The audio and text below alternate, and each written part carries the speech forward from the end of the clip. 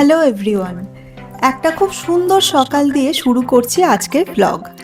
আমরা রয়েছি কাকড়াঝোড়ে। আমাদের এই ব্লগের ফার্স্ট এপিসোডে আমরা আপনাদের দেখিয়েছিলাম কলকাতা থেকে কাকড়াঝোড়ের জার্নি আর আমাদের হোমস্টের আশেপাশের জায়গাগুলো। আর আজকে আমরা এখানকার কাছাকাছি কয়েকটা জায়গা ঘুরে ফিরে যাব বাড়ি। তাই বেশ সকাল সকাল উঠে আমরা চলে এলাম এখানে ব্রেকফাস্ট সেরে।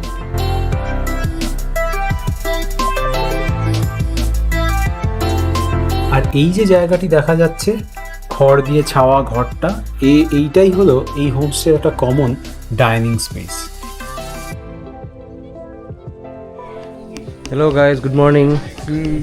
এই যে আমাদের ছেলেপেলেরা সব উঠে পড়েছে,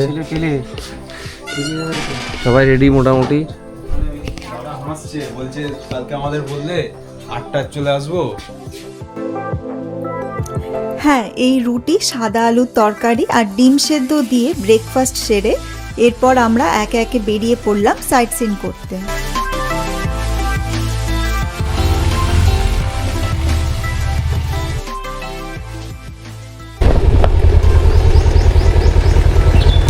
আচ্ছা, একটা কথা বলো, আমলাশোলের দিকে একটা পেট্রোল পাম্প আছে, ওটাতে যাবে নাকি ঘাটশিলা যাবে?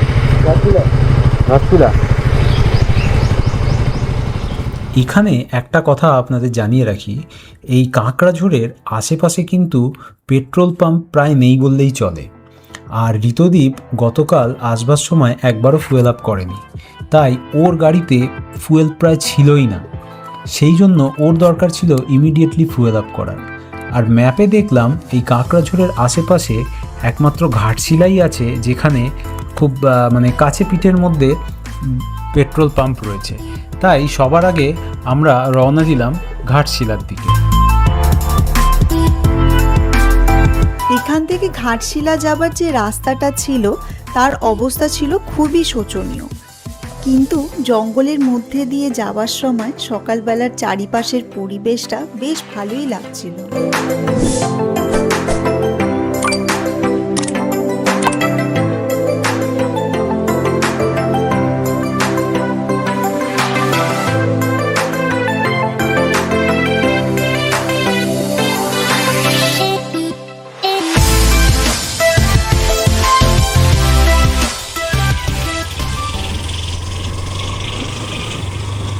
এখানে ঝাড়খণ্ডের গ্রামে সাধারণত ট্রাইবরাই থাকে, মুন্ডা, ওরাও, এরা সবর।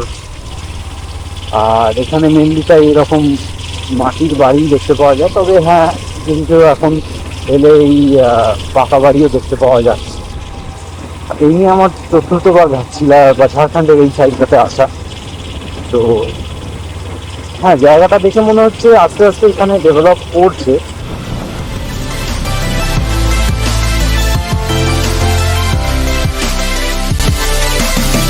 একটা সময় ছিল এই জঙ্গলমহলে মানুষ আসতেই ভয় পেত নকশাল অ্যাক্টিভিটির জন্য, কিন্তু আস্তে আস্তে 2012-13 সালের পরে যখন নকশাল মুভমেন্ট কমতে থাকে, তারপর থেকে এখানে শুরু হয় ট্যুরিস্টদের যাওয়া আসা, তৈরি হয় রাস্তাঘাট, স্কুল, কলেজ ইত্যাদি। আর আজ এই সুন্দর শান্ত জঙ্গলমহল একটা খুব সুন্দর ট্যুরিস্ট ডেস্টিনেশন।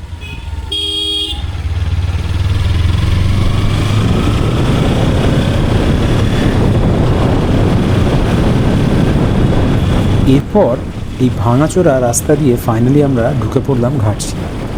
আর তারপর এই ছোট্ট গ্রামটা দিয়ে আমরা যে পেট্রোল পাম্পটা অ্যাজ আ ডেস্টিনেশন ম্যাপে সেট করেছিলাম সেই দিকে এগিয়ে চললাম।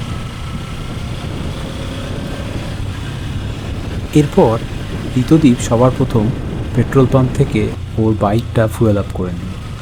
আর এই পেট্রোল পাম্পের একদম কাছেই ছিল একটা খুব সুন্দর স্পট ঘাটশিলার, যার নাম ফুলডুংরি। তাই আমরা একটু ঘুরে এই স্পটটা দেখে নিলাম।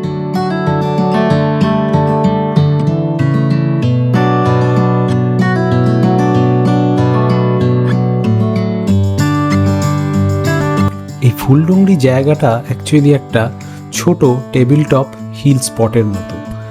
আর এখানে বসেই নাকি আমাদের বিখ্যাত লেখক বিভূতিভূষণ বন্দ্যোপাধ্যায় নানা রকম সাহিত্য চর্চা করতেন। হয়তো এখানে বসেই উনি আরণ্যকেরও কিছু পার্ট লিখেছিলেন। যেহেতু এই জায়গাটা পেট্রোল পাম্পের একদম কাছেই ছিল, তাই আমরা এখানে কিছুটা সময় কাটিয়ে ঘাটশিলা থেকে বেরিয়ে পড়লাম আমাদের পরের ডেস্টিনেশনের দিকে। আর আমাদের পরের ডেস্টিনেশনটা ছিল দুয়ারসিনি। দুয়ারসিনিও জঙ্গলমহলের একটা খুব সুন্দর জায়গা। এর আগে আমরা দুয়ারসিনি কখনো যাইনি, তাই এখান থেকে আমরা দুয়ারসিনির দিকে রওনা দিলাম। ম্যাপে দেখলাম এখান থেকে দুয়ারসিনির দূরত্ব 24 কিলোমিটার। আর আমাদের প্ল্যান অনুযায়ী আজকে আমরা দুয়ারসিনি হয়ে তারপর ঝিলিমিলির রাস্তা দিয়ে ফিরে যাব আমাদের হোমস্টেতে, আর তারপর লাঞ্চ করে বাড়ি। ঘাটশিলা থেকে দুয়ারসিনি যাওয়ার যে রাস্তাটা সেটা বেশ সুন্দর ছিল। দুপাশে জঙ্গল আর তার মধ্যে দিয়ে রাস্তা। এইভাবে যেতে যেতে চোখে পড়ল এই দুয়ারসিনি মায়ের মন্দির।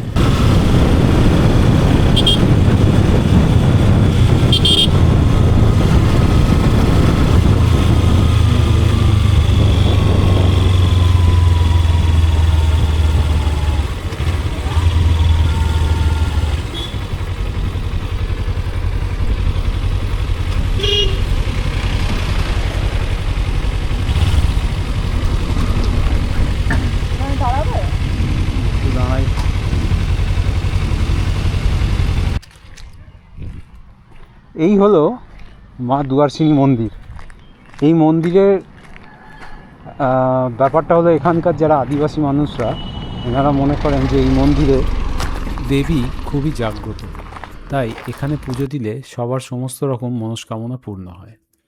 স্থানীয় লোকেদের সাথে কথা বলে জানতে পারলাম এই মা দুয়ারসিনি অ্যাকচুয়ালি দেবী দুর্গারই আর এক রূপ।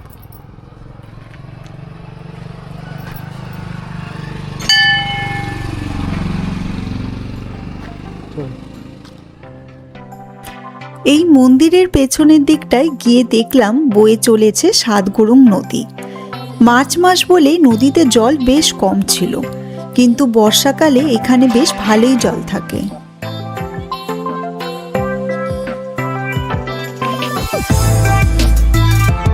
এই নদীর জায়গাটাতে এসে আমাদের এতটাই ভালো লাগলো যে আমরা বেশ কিছুটা সময় এখানে কাটিয়ে দিলাম।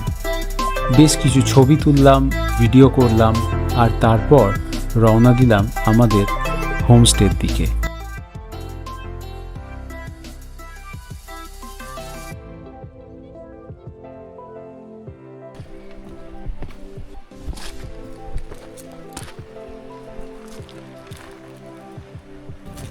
বর্ষাকালে যখন নদীতে অনেক জল থাকে তখন নদীর মাঝে এই পাথরগুলো জলের তলায় থাকে, তাই তখন নদীতে নামাটা একটু মুশকিল হয়ে যায়।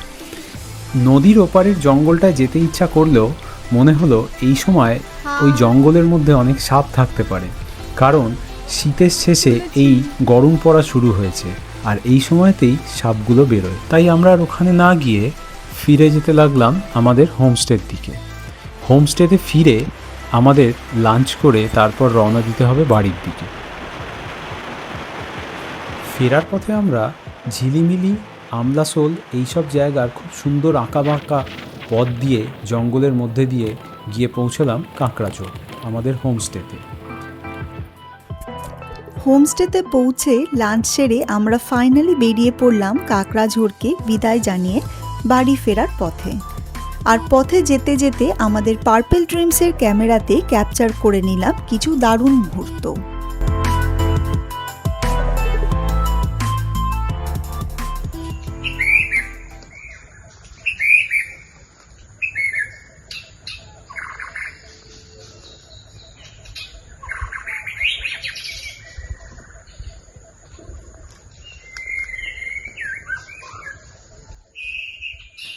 এই জঙ্গলের মধ্যে দিয়ে যেতে যেতে এই জায়গাটা কিছুক্ষণ দাঁড়িয়ে আমরা এই পাখির ডাকটা রেকর্ড করলাম।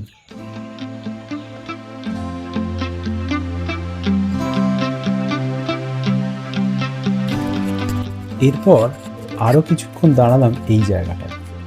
আগের দিন সন্ধে হয়ে যাওয়ায় এই জায়গাটায় আমরা নামতে পারিনি, তাই আজকে এই জায়গাটায় নেমে বেশ কিছুক্ষণ দাঁড়িয়ে কিছু ফটো আর ভিডিও করে নিলাম।